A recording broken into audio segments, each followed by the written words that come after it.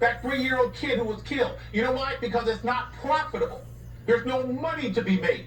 And this narrative, which is, and again, I have the credibility. Attack me as a civil rights attorney. I know there may be 1 or 2% of bad cops, but 98%, they're great. And when you talk about Chicago, you talk about Atlanta, you talk about Washington, D.C. and L.A., this big lie, Mark, of systemic discrimination. How can you have systemic discrimination in Chicago when the leadership is minority? I know what systemic discrimination is. It does not exist.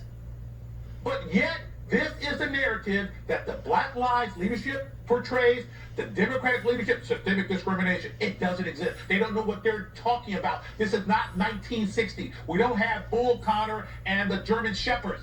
This is 2020. I, an African American on your show. It's not like it was 50 years ago. But Black Lives Matter and the Democratic leadership wants you to think it's 1960.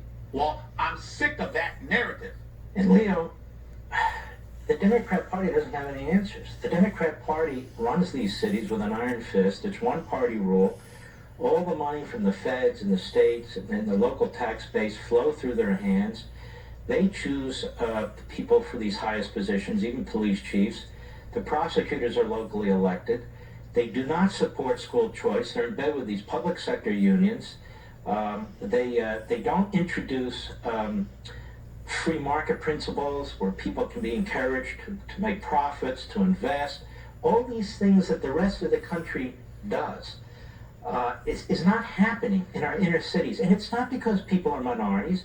It's because you've got iron-fisted one-party rule that will not introduce true reform. It doesn't have a liberty agenda. It has a Democrat Party agenda. Does that make sense to you? Oh, yeah. And the most important question that I learned in law school is why? Why do they do that? And I've been trying to figure it out, and I know why. It's pandering. It is their power base, Mark. They want their constituents, their constituents to believe that the Democratic Party and the government has to do everything. It's the only way they can stay in power. They don't want charter school. They don't want choice. They don't want people of color to think for themselves, to work and make their own career choice. They want the government to hand out things. They want their constituents to believe that the government is everything for them.